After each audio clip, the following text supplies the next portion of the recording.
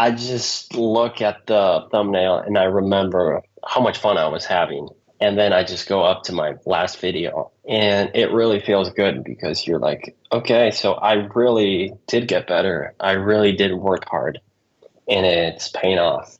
Sometimes we want to have results really quick, and it's the quick results are the ones that really don't last, and the ones that take a long time are the ones that last pretty much forever.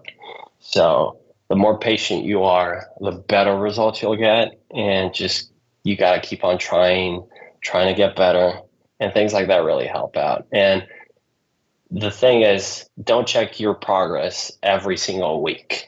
Check your progress every 6 months, every year, and you're going to be impressed. If you're actually working hard, you're going to be like really proud of yourself.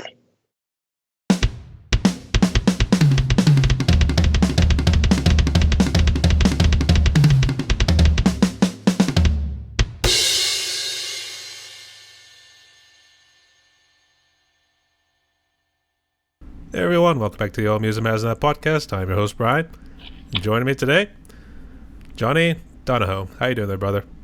Hey, how's it going, man? Not too much. You're showing the sign and everything too. Yeah. Actually, I was getting ready for the Spock sign next. Should go for that. I should go more for the horns now because I've been playing a lot more heavy music lately. So yeah. You know what? I think I'm starting to agree with Paul Mazurkowitz about the whole thing with the horns now. Like, it's starting to get a little bit old too, because it seems like back in the day people used to do the claw, or they used to do the fist, or something like that too.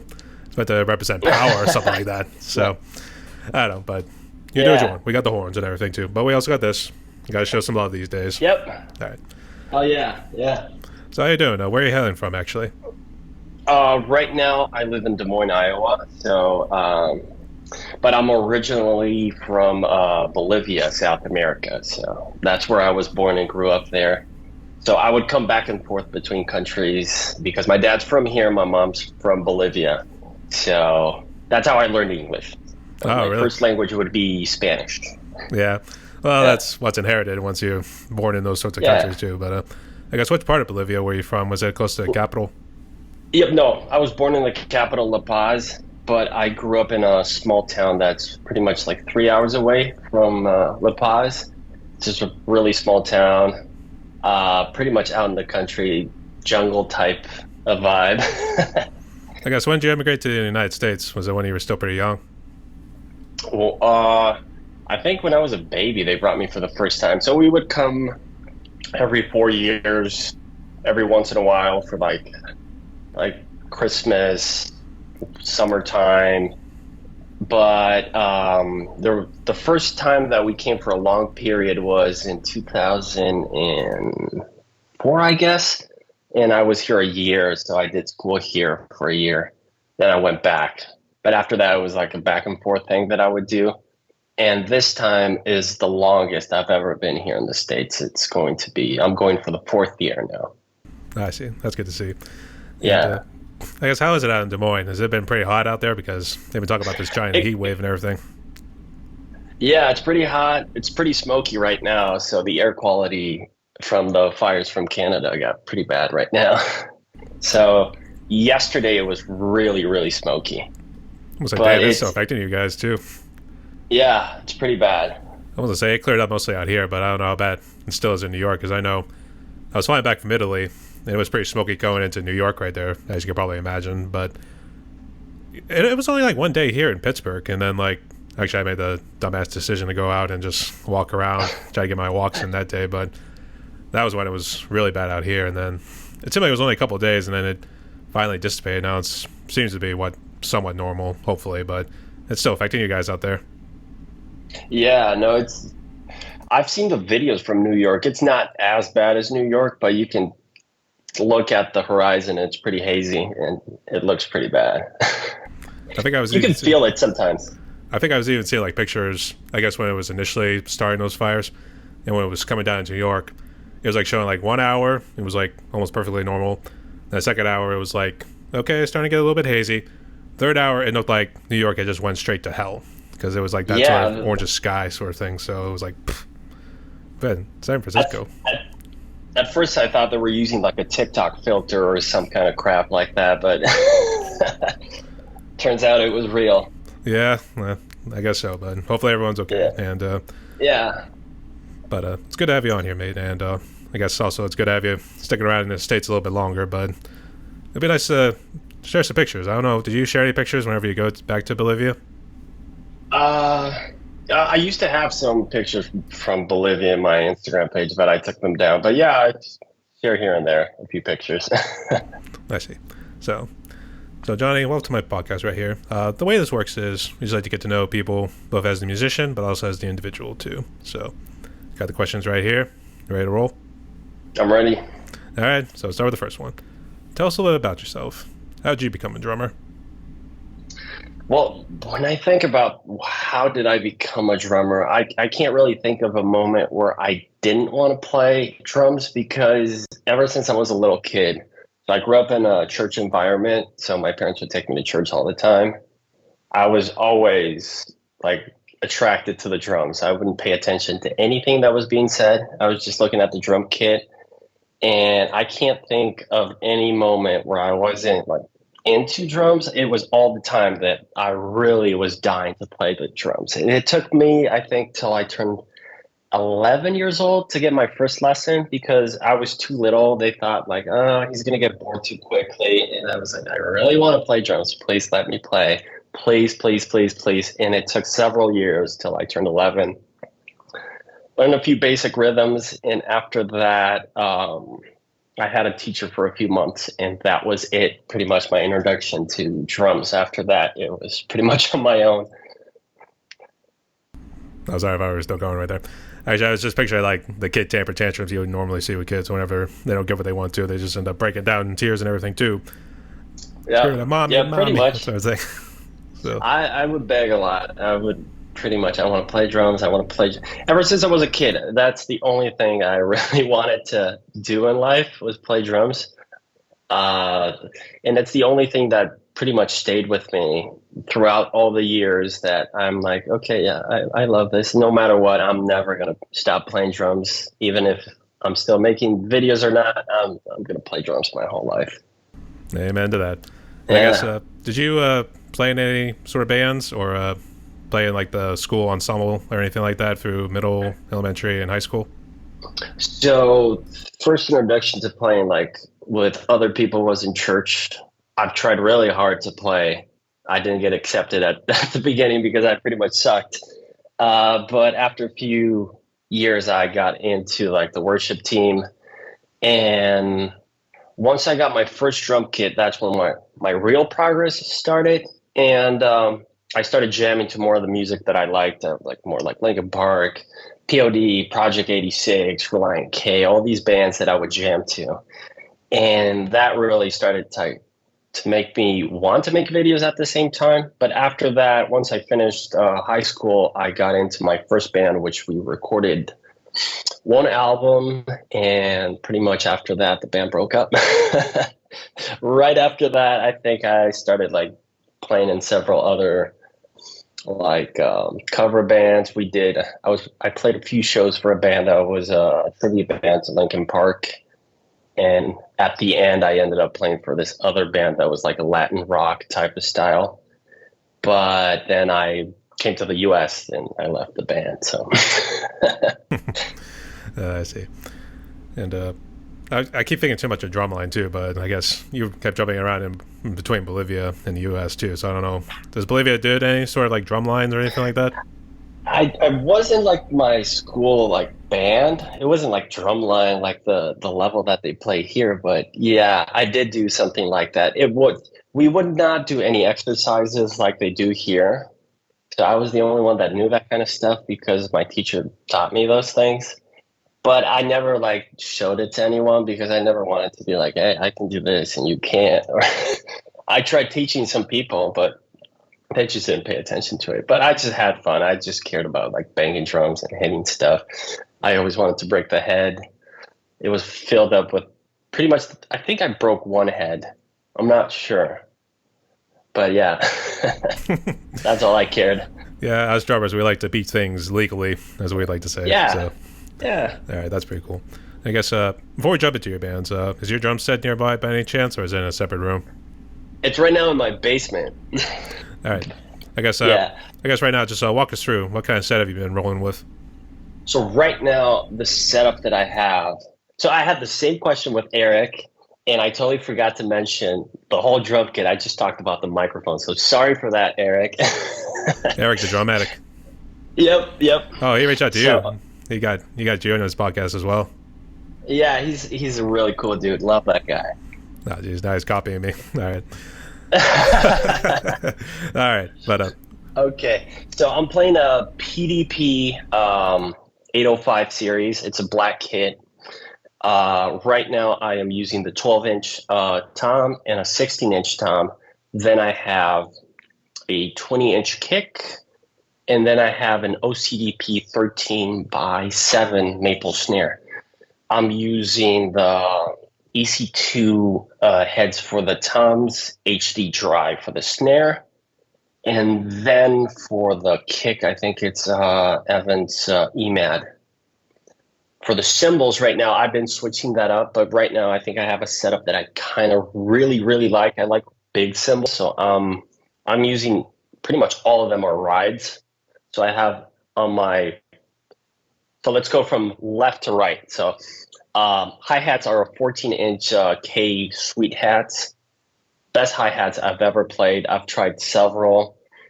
These are just the best. They sound really well for any genre. For rock, they fit really well. So my first crash I have is the 21-inch A Suite ride. Then I have on my as a ride the K Suite ride 21-inch, and then to my far left I have a crash ride 21-inch K Zildjian, and then my smallest cymbal right now, which is an 18-inch Oriental Splash. I almost said a China. So that's yeah, pretty big sweet. cymbals. Are you endorsed by anybody, or you just kind of buy whatever you Uh, can? I wish I was, but no, I'm not. I've been reached out by some companies, but it's the thing with endorsements is like for the level that I'm at, it's usually you get kind of like a discount, and if I'm going to be paying for that product, I really have to like it. And for now, like the gear that I have, I really love. Normally, I cover all my logos except the Zildjians because I really think they're the best symbols that exist. Most of my favorite drummers that use different cymbal companies or are endorsed by them, what they use on the studio, Zildjians. So, Whatever they're rolling with, I'm gonna roll with too. I want to be like yep, them. That's our thing too. yep. All right, that's pretty cool. That's what I Actually, the got reason, right there. oh, Got you my got it on the Zildjian. hat too. Yeah, proud. Oh, born and proud as well. All right, and I was gonna say the reason why is because I saw Soultone was actually trying to do their own little endorsements, try to get people to buy their symbols and try to promote them as well too. So I wasn't sure. Do you have any Soultone symbols at all, or are you just kind of rolling with what you got? No, I had a friend who was endorsed by them, and years ago I did send them like my like resume or something, and they did reach out. But by the time they reached out, I got my Zildjian, so I was like, and what was in the contract? I mean, it seems fair. I'm not going to talk what it said, but seems fair. But to me, I finally found the symbols that I always wanted to have. I still have a huge list that I made since I was in high school. Like, I want this symbol and this one and this one and this one, and they are all Zildjian. Some other brands, but mainly Zildjian. And I think I am like 5 or 6 symbols away from getting all the symbols I've dreamed of having. So, so Yeah, for now, I'm happy with the Zildjians. If a different company shows up, sure, why not? I can see why. And I guess what brand are you sticks?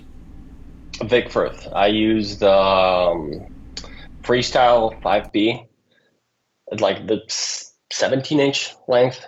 They're pretty good sticks, especially for the length. I just wish that the taper part was thicker because they snap really, really quick because of that. But if I use thinner than 5B, they won't last, not even one song.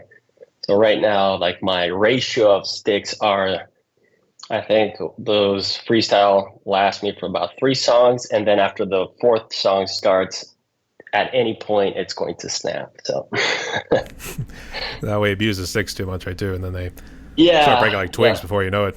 So Well, pretty much haven't vacuumed my rug. It's pretty much it looks like I work with wood or something because it's filled up with chips and stuff underneath. But yeah, I'll clean that up soon. I don't know when, but I every time I see it, I just get lazy. I was going to say people are going to mistake you for also being a carpenter, or you're also good at manufacturing your own drums. You're turning into the drum Yeah. addict before you know it. Oh, I wish I could build that kind of stuff, but no, I'm pretty bad. I can design stuff, but not build it. Hmm.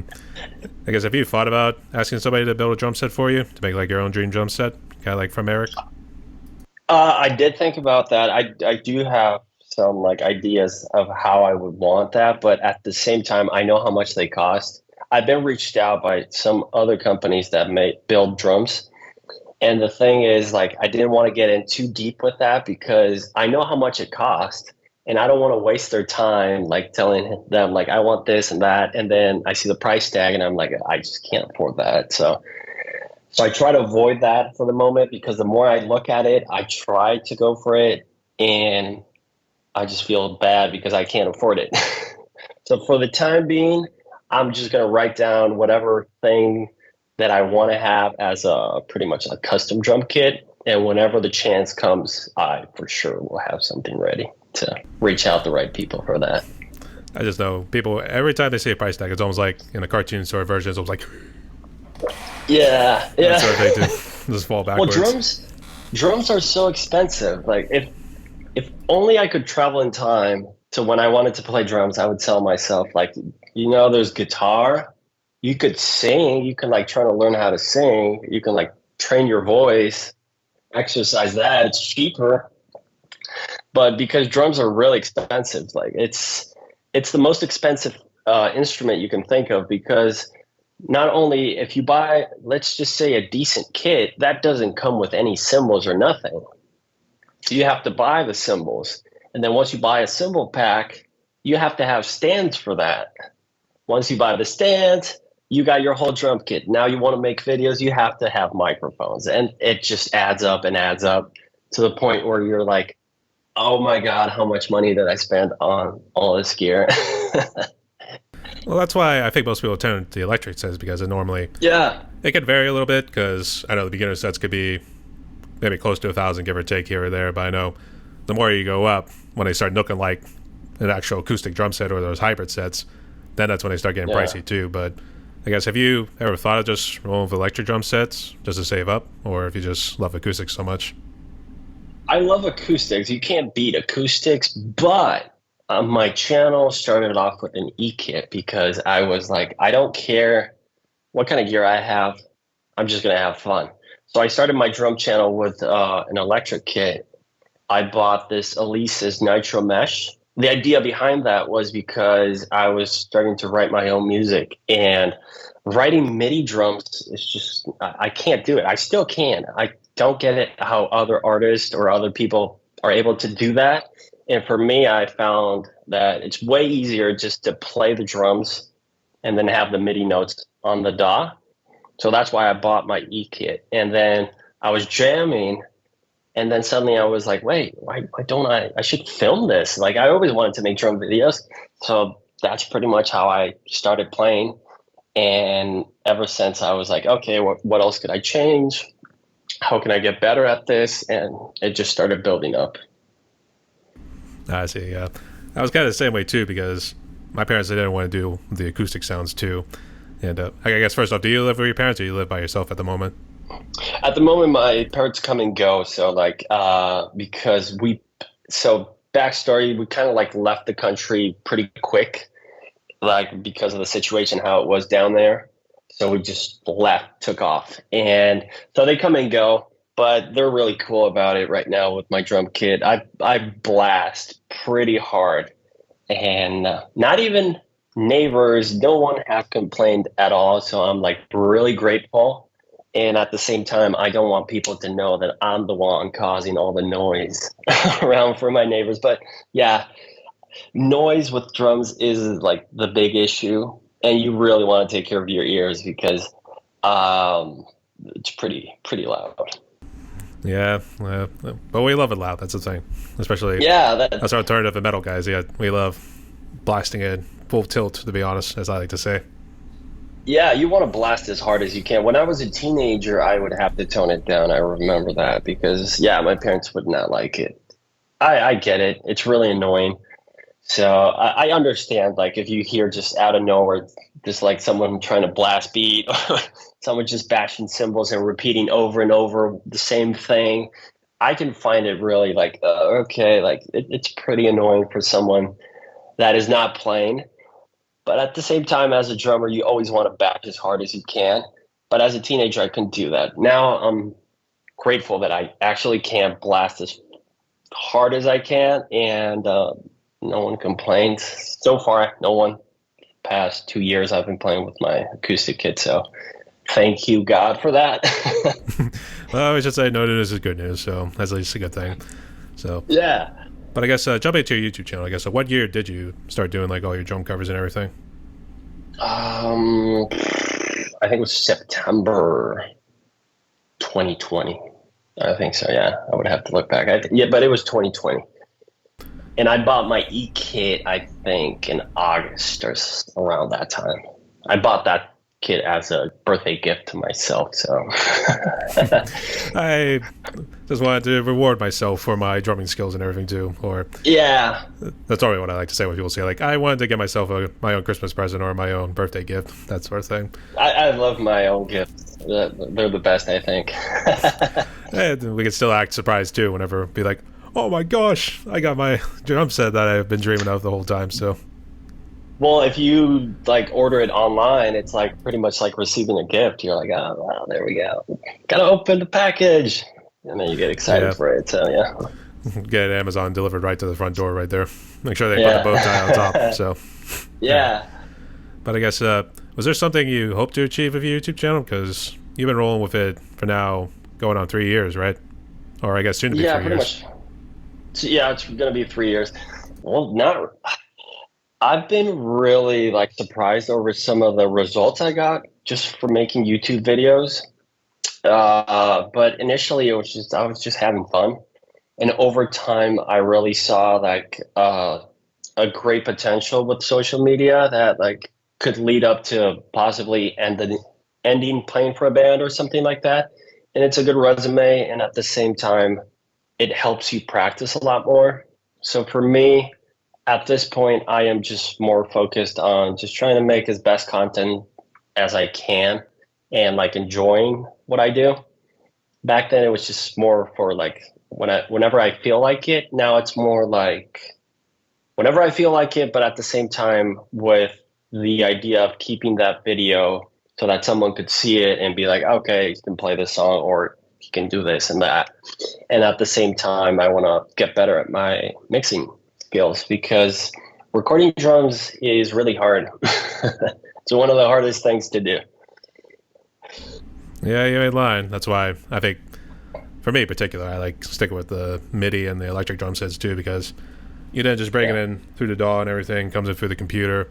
After that, you're able to manipulate the sounds, move it to wherever you want to. So that's pretty much one of the big pluses too, I guess. Yeah, it's really comfortable. It's really comfortable. That's how what I started doing because I knew eventually when I started doing with the E kit, I was going to move to an acoustic kit. I would just separate all the MIDI notes and I started EQing every single track. I started trying to mix my drum covers as if they were an acoustic kit.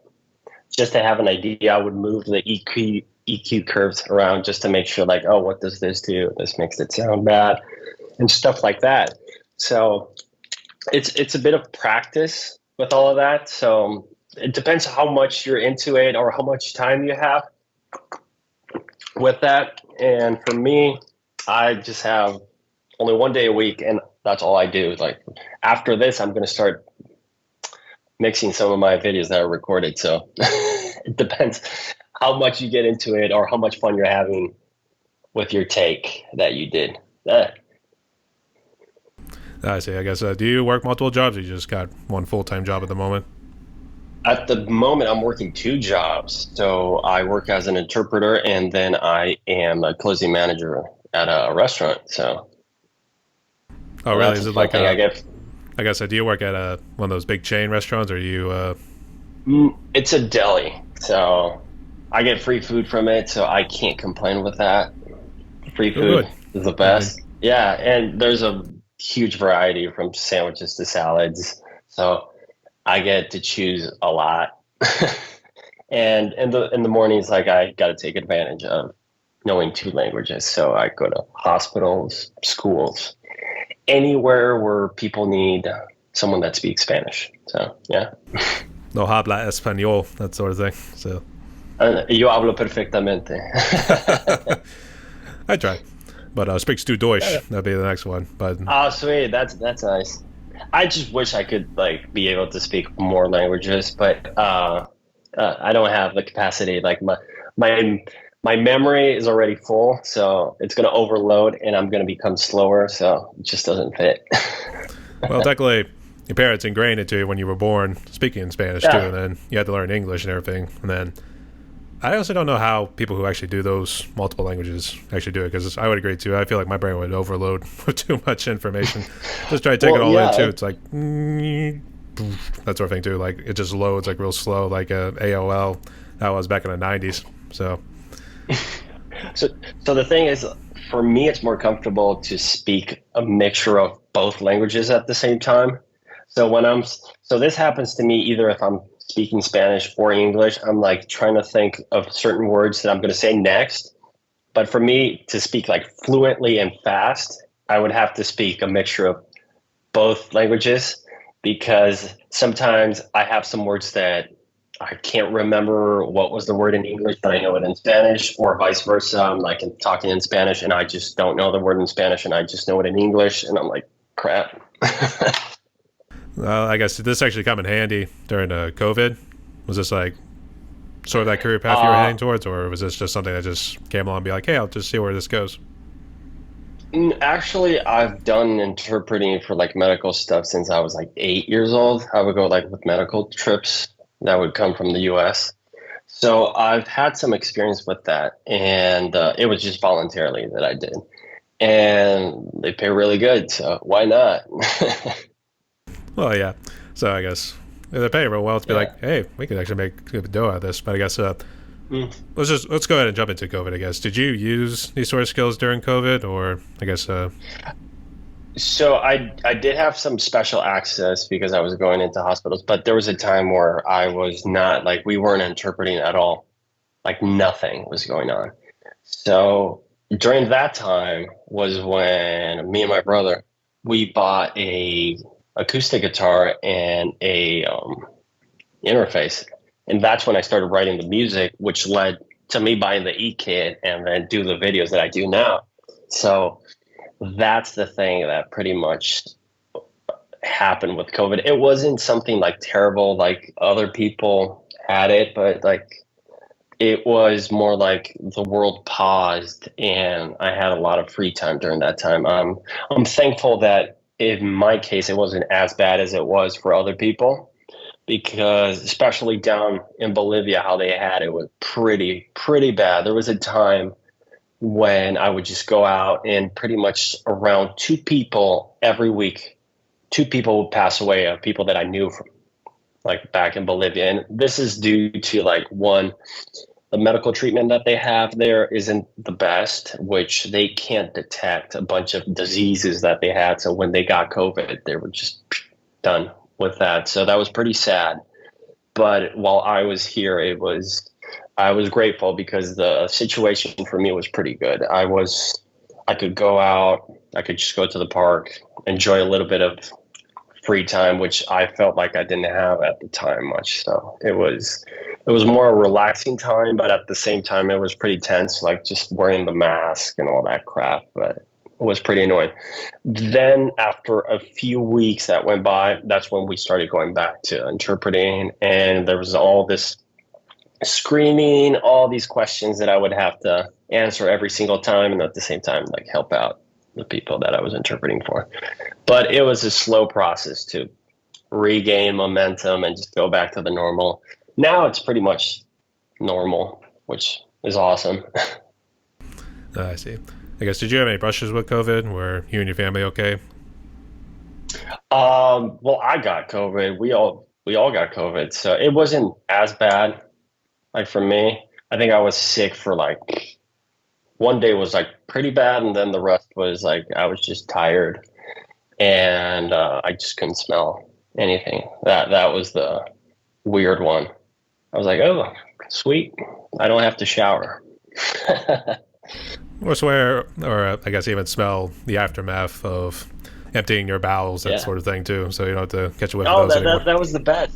That was the best. It was like, oh, I'm like, it felt great. But being sick, it wasn't that bad for me. Like I've heard other people that had it pretty bad. Mine was pretty mild. It was just one day that I was feeling bad, like really sick, and then the rest was like fine. I guess was Bolivia real strict on their COVID policies? Like they're telling people always wear masks, stay inside most of the time, and then I guess every other sort of COVID policy you can think of. If I'm correct, they recently stopped using masks like about a month or so ago. Probably So, about a month ago. and yeah, I'm not. I think it's more. I can't remember, but it's recent. So this year they stopped using the masks, and I'm not fully sure about this, but I think they were in full lockdown for 3 months. So if you were older than 60, you could not go out. If you were out and you were older than 60, you would get arrested. You could only go out once a week according to the number of your ID for just to buy supplies and food for just a few hours. That's what they had. So what I had here was pretty awesome because I knew what was going on down there. So that to me, like those restrictions made sort of sense because the difference between the U.S. and like countries in Latin America, the houses are pretty much right next to each other. So the spread of virus, it's really easy to be spread. Versus here in the U.S., like houses are more separated. People are pretty much far away. I rarely run into people outside, so it's just like it's nice. Yeah, we don't have to bump into people, or people have to do these strange little awkward conversations at times too. Yeah, I just do the normal way from the car. I'm like, yeah, Hey, that's how you it. doing? I don't know who you are, but nice to meet you. Peace, brother. That sort of Yeah, thing. So, yeah, that's pretty much it, and I'm fine with that. I'm not that kind of a social guy. Well, I used to be more of that before, but now I'm like, nah. After COVID, I took advantage of that. that made you kind of a little bit more of an introverted in sort of way. Yeah, pretty much. I don't go into social media that much, even though I may be uploading all the time, but it's part of my life now. I feel that social media can consume you so much. So I tried to there was a time, I'm trying to go back to that time, I think a year ago, when I would just use my phone for social media twice a day. And it was only for 5 minutes or up to 10 minutes. That was it. And I really loved it because I was enjoying more of my time. So now I'm trying to go back to that. Yeah, social media, it's a blessing and a curse at the same time because it allows you Yeah. to communicate and also put your face out there because you're also still trying to look to get into a band, right? Yeah, pretty much. Yeah. So the advantage that now technology has, you can schedule stuff. So usually once I'm done editing my videos, I schedule pretty much everything. There's been weeks where I would just schedule for like 2 weeks or so. Instagram videos, YouTube videos, all of that. And I would just leave my phone and just let it be. And it felt Yeah. great because after that, I would just check like, oh, it's doing good. Oh, this one did bad. But uh, I was able to enjoy the rest of the week without looking at my phone the whole time. Yeah, I can understand too. It's a good thing with YouTube as well because then you're able to schedule videos maybe even a month in advance. That sort of thing. If you Yeah. got like a whole series of videos you want to just post out because that's how it is with me. So that's a big help there too. But the last thing about COVID was, how was Iowa? Were they pretty lenient on their restrictions? Uh, it was okay. It wasn't that bad. So there was a time where you would have, like, if you were to go into a public space, you would have to wear a mask. But that, I'm not sure how long that lasted, but it was quite a long time. I want to say it was like about 3 months or so that we had something like that. I can't remember. It's kind of like one of those moments that you want to like erase from your memory because just being with the mask was just horrible. The good thing was I didn't have to shave, so because I had the mask on. But after that, it was just having to have your mask all the time. I remember the things that I would carry out. So I got to get my wallet, my car keys, my cell phone, and my stupid mask. So it was just a part of my body then. So, but it was not that strict like other states, but it was fairly fine to me. Some people were freaking out because they said it was too much, but for me, nah. I'd say better safe than sorry. I mean, Yeah. can't really undo Well, dying. That's the thing. So, yeah, well, I was really careful with everything. I still have my hand sanitizer in my car, stuff like that, clean my hands. I've even interpreted for people that had COVID and I didn't get it. So, and that was before I got sick, like way before that. It was, I think, my dad that got it and then passed it on to everyone. you say, damn it, Yeah, Dad, that sort of thing. So, it was pretty yeah, much that, but I I was got a literally nice, the same like, way. I was actually kind of the same way, but we had gone to Nashville last year, which is country music, music hall of fame and everything too. I think my dad got it first, and then he accidentally passed it on to me. So that was my first time getting COVID, so I can relate in a way. So, but how was that for you? Like with Nashville. COVID? Oh, COVID. Uh, Yeah. I was more tired, if anything. I even tried hopping on the drums, thinking like, if I maybe play some drums, maybe I could try to sweat it out. Maybe try to get the heart racing and everything too. Hmm. It did not work at all. But I think there was also a time where I actually, I think I did get a little bit of a fever too. I actually woke up and put on my sweatpants and then just threw the blankets over top, and that actually really seemed to help. So Okay. there was a little bit, but it was like you said, it was like one day it was like real bad, and then it slowly at least progressed because they actually gave me Paxilov, or however you pronounce it. It Hmm. starts with a P, but it's those little tablets. It's not really meant to cure it, but it's meant to like help with the symptoms and everything too. So, but I was already vaccinated and everything too, so it was just a matter of Okay. just kind of fighting it and then just hoping it goes away at some point, and which it eventually did. Now I think I get these little bit of coughs in my noses because you're running in and out between your air conditioned house and now your 100-degree Yeah. outdoor weather. So I don't think it's a good mix. So you can't really keep jumping back and forth Yeah. between those two. So no. Yeah. I love the air conditioning here. That comes from someone that grew up in like, so the town that I lived would be like around 90s and 100-degree weather almost all year long. No air conditioning. I only had a fan. And having air conditioning and having warm weather is just the best. The only thing I hate from this area of the country is just the winter. It's just nasty. I hate that. I'd imagine you and everybody else because I don't know. Is it because I think if you go straight up, I think Winnipeg's right there. Does it get like in negatives and real high snow falls and everything? Yep, snow. I think the lowest that it got. Well, Christmas time, that was horrible. Oh my God. I think it went down to minus, I'm not sure if it was, so I could be wrong. It could have been like it felt like minus 30 something, or it was minus 30 something. I'm not sure. I can't remember, but it was really, really, really cold. Like there was some snow that fell, but it was never melting. And I remember going outside just to shovel all the snow, and within 3, 4 minutes, my hands were in so much pain, and I had gloves on and everything. Oh my God. Horrible, horrible, horrible. I hate cold weather. It's just, no, not my thing. Not my thing.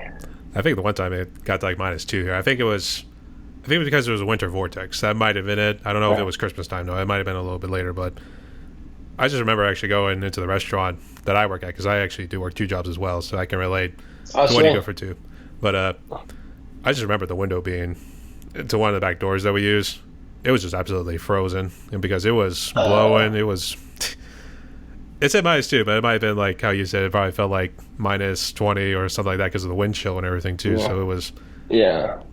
and even just walking outside, thinking like, I think I'm gonna need my jacket and just bundle up and everything too because I'm not taking any chances here. I mean, that was Yeah. just literally 30 seconds, if anything, and to be like, I'm not taking any chances. Let's play it safe and just throw on my jacket and everything too. So, Yeah.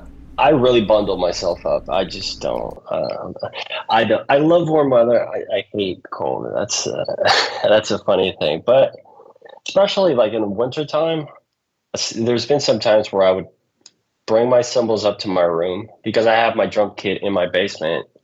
And I would have, according to me, they're going to freeze and then they're going to shatter like glass. That's what I think in my head. I'm not sure if that happens or not, but that's me just trying to take care of my gear. But I would say I don't know about glass, but maybe break a little bit easier, if anything. Maybe yeah, puncture a hole in it or something like that too.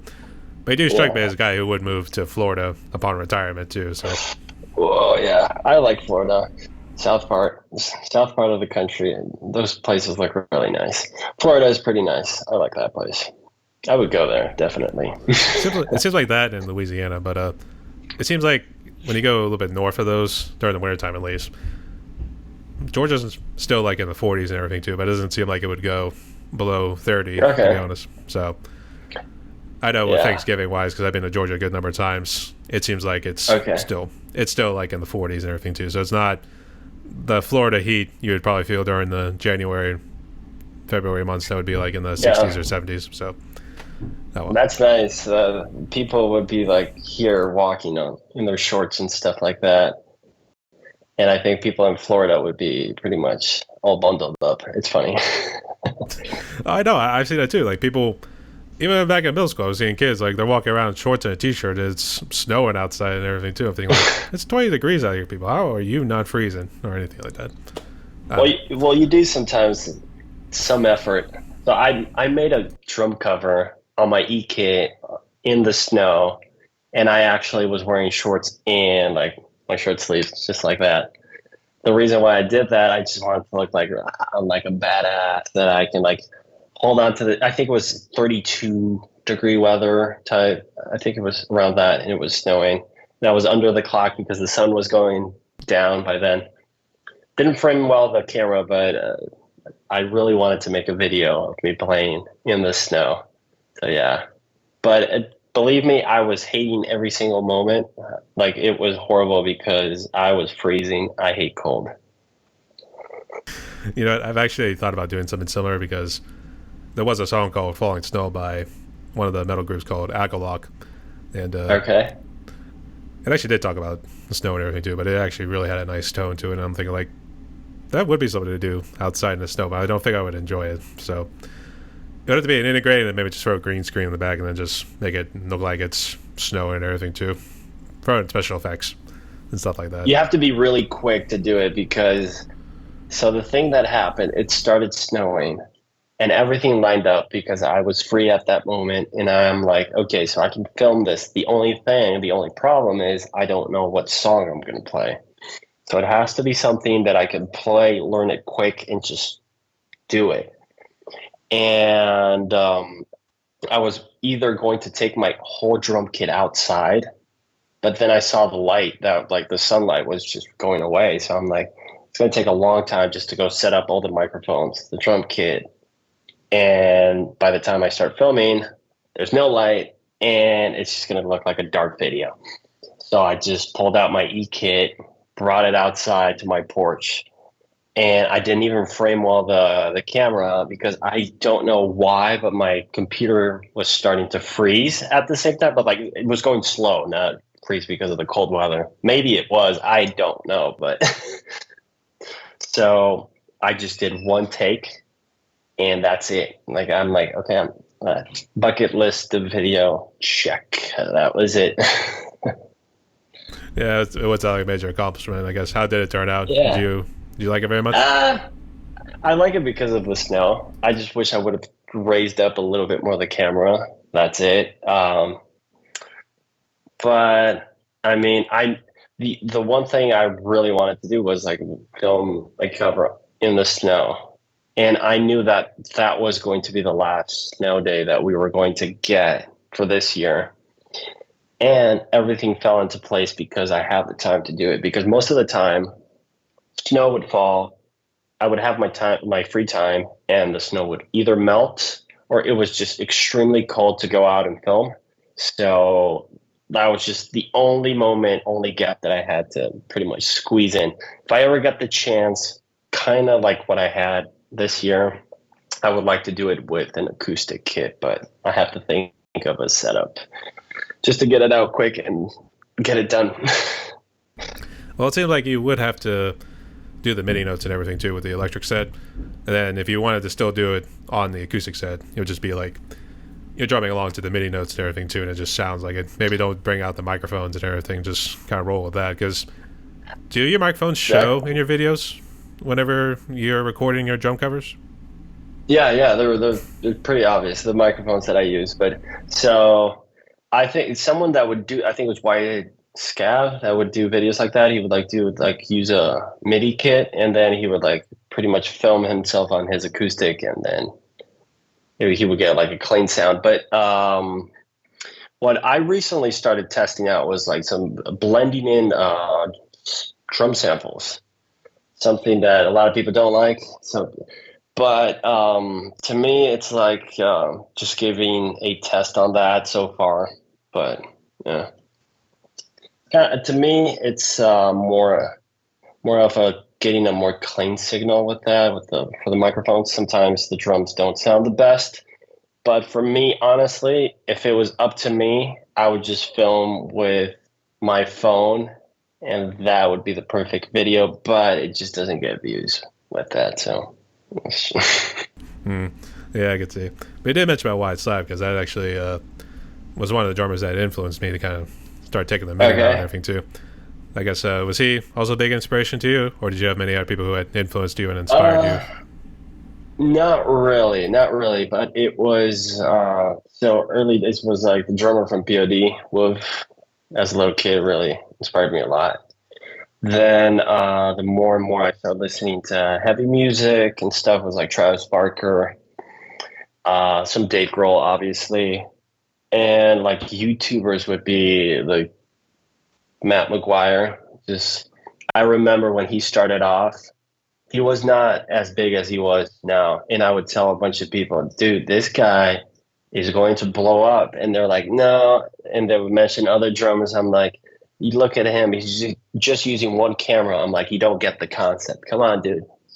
But I remember telling a bunch of friends about him, and then he started blowing up, and everybody loves him. And the thing that I would always look up with these drummers were like the energy that they would play. Because when I see a drummer, especially a video, I want to feel that energy that they're playing. I want to feel how much power they're putting into how they're feeling the song.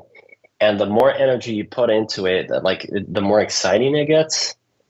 And that's what Matt McGuire would do really well with his videos, not only with his playing, but like the camera guy would do just amazing by following every single movement and would go with the rhythm, which I think is really clever. I just wish I had a camera guy. I don't have one.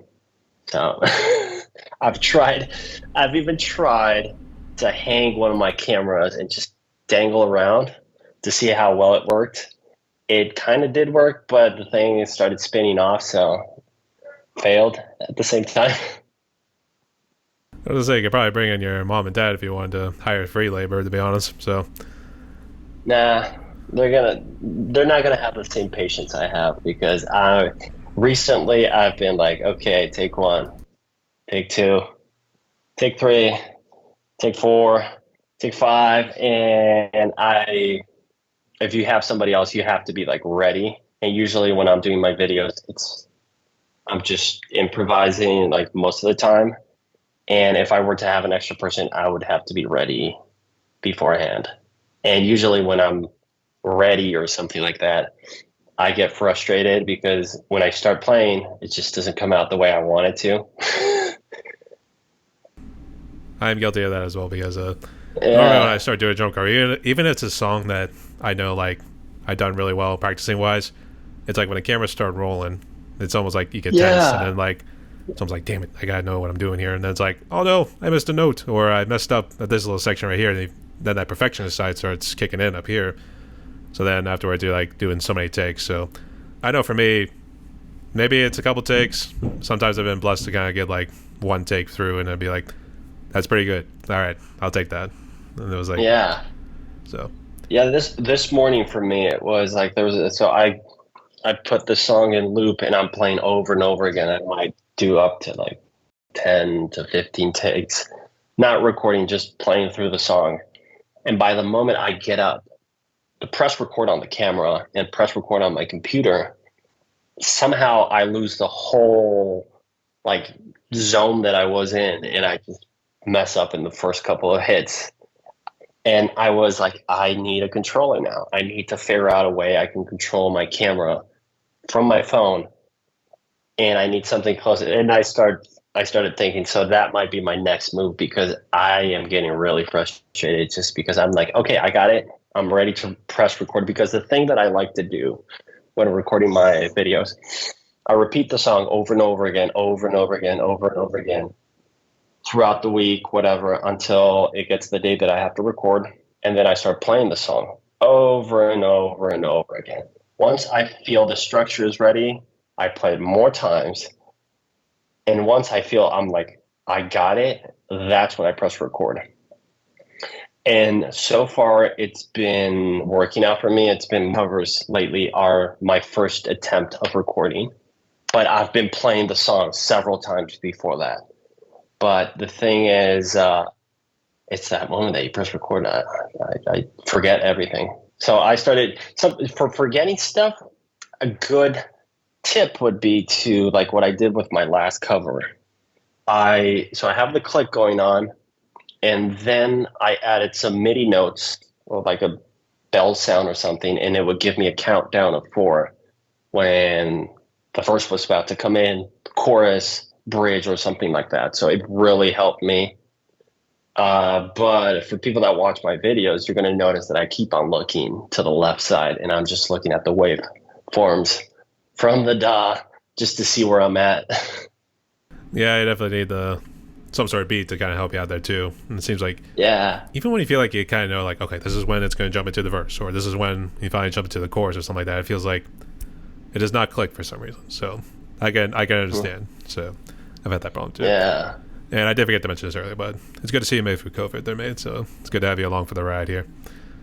But yeah. also in terms of the bands that you talked about earlier, I guess, did you say your first band was that like a Linkin Park sort of group, or was it something else No, entirely? that was my second band. So my first band was called Vinilo. So it was kind of like rock band. It wasn't heavy at all, but it was a really fun band that I had. Really really cool band. The thing that happened like over time, like any other band, people start breaking up, and the thing that happened later on was that me and the vocalist, we were the only ones that were left, and we recorded 3 more songs, the two of us, and then I think he did release one of the songs in 2020, and we recorded those songs I think in 2015, I think around that time. So they're pretty old, and we still have 2 songs. But unfortunately, I did a playthrough of one of the songs that we did. So at the beginning of this year in February, the lead singer passed away. So um, everything that I was always hoping someday to like reunite and just make that. It just now it's not going to happen. So I made a playthrough in my channel just like as a memory of him. Like at the beginning of that video, if there's an audio that plays, like because I showed him a video of me playing one of our songs, and he was like, "Yeah, you should totally do it." And so you should do that cover. And he goes like, "No, it's not a cover, just a song." and that's how I started. But yeah, so that was the experience with my first band, how it ended up. Mm, No, I see. And, I'm real sorry for your yeah. loss. You guys are really close. Yeah, yeah, we were pretty close, but over time, I mean, well, he got married and all that, but I always was like in hope, like, oh, maybe we're gonna get back together and just start doing music. Interesting enough, a week before he passed away, I was just about to message him and ask him like if he could send me the stems for the songs that we haven't released so I could mix them. But now at this point, I've told some people that we have those songs, and they're like, "Oh, you should release it, whatever," because there are people that really liked our band. But I'm like, at this point, for me to upload those songs don't make any sense to me because it was something that we wrote together, and it was for us to enjoy with other people, not just me. So I'm like, to me, it has no sense at all just to release some of those songs. Yeah, I see. It does make sense too. Yeah, So we'll leave it up to you. yeah. So it's your choice right now. Yeah. Well, who knows what happened? I did think of who I would give it to, but at this point, I'm like, I'm just going to enjoy what I have now. But yeah, that's what happened with that band, which it was really, really sad. But at the same time, I'm like, okay, it's life happens. Things just don't turn out the way we always want to be. But eventually, everyone will get to that point. So yeah. Yeah, I see. And I guess about the other groups, were they just strictly like cover groups? Oh, the other groups, the Linkin Park. The first one we didn't do covers. The second one was the Linkin Park. And then the third one was just like we did play a few covers, but it was mainly like original stuff. Sorry, my are still going. And then I Mhm. guess who influenced you to get into the alternative music? Was it just somebody you picked up one day with the whole thing with Linkin Park, Lion K, and all those alternative groups? Uh, if someone got me into, I didn't have anyone that got me into, but it was me watching on TV, POD, that blew me away. The second I saw the dreads, the tattoos, as a 6 year old me, I was like, that's what I want to look like. I want to be like that. They look cool. They are cool. And they still are cool. So ever since I was a little kid, I was attracted to heavy music. Every time I would go out, friends would be like, "Oh, do you want to put music?" And once I would put my music, no one would ask for my music ever again because mine is filled up with all screams and stuff. But yeah, there's not been, I haven't had anyone that would got me into that heavy music. It was just something that really attracted me from the start since I was a little kid. I have no clue why it was, but I just feel like it feels right. Ironically, it was actually my dad. Like I got me into Linkin Park because I was trying to think. It was either 1999 or 2000 when they came out with Hybrid Theory. I think it's 2000 if I'm correct.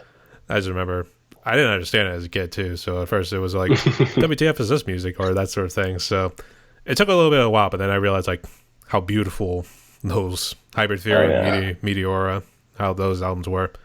The rest they did afterwards, it was okay. They tended to get a little bit poppy afterwards a little bit, but it was still good. But it was Yeah. like, yeah, I still dig the old stuff at times. So then, of course, Chester tragically took his life, and that was kind of the end of it there. And I kind of feel really bad, especially now with like a lot of these groups. I don't know how POD has been. I know I've listened to a couple of their songs. I know New Day was one. Uh, Hmm. what was it, Youth Nation or We Are Youth of the Nation. Youth of the Youth of Nation? the Okay, Nation. Yeah. Yeah. I've covered pretty much most of the. I think it's the band that I covered the most at this point. POD. Yeah, Yeah. Yeah. I got to see them live. They're still performing. So it still sounds sick. I have a poster from them. It's all signed up and everything. So yeah, pretty cool. oh, I'm jealous. Wait, wait. Give me a second. Wait. Oh, you Wait a got it. minute. I'm going to show you something. Okay. So yeah. So this is my hat. There we go. Oh, you got a POD hat. That's pretty Yeah, sweet. so I wear this sometimes in some of my videos. So yeah, That's pretty cool. so that's What does it yeah, What does it stand for? Each letter. What does it stand for? table on death. Painful and Deaf. Okay. All right. Yeah. That's pretty sweet. It's good to see you're still rocking too. Yeah. So Yeah. Since I was a little kid, I think it's the only band that I have. I think it's the only, I don't have their last two, three albums, but since I was a teenager, every time I would come to the US, I would buy their recent album. So I have pretty much all of them. the whole discography almost. So Yeah, it's in Bolivia, unfortunately, but yeah, I do have that. It's all scratched up and no. beat up. Oh no. Especially like all of them, because I would listen to them. I would enjoy listening to them, and I was listening to some of their like old stuff this week, and I'm like, damn, this is so good. This is really fun. I just wish it was so popular that I could make a video and it would get some reach. But yeah, it's just it wouldn't. I think the problem is if it were very popular, I think it would be you and a good number of our drummers who'd be covering it as well.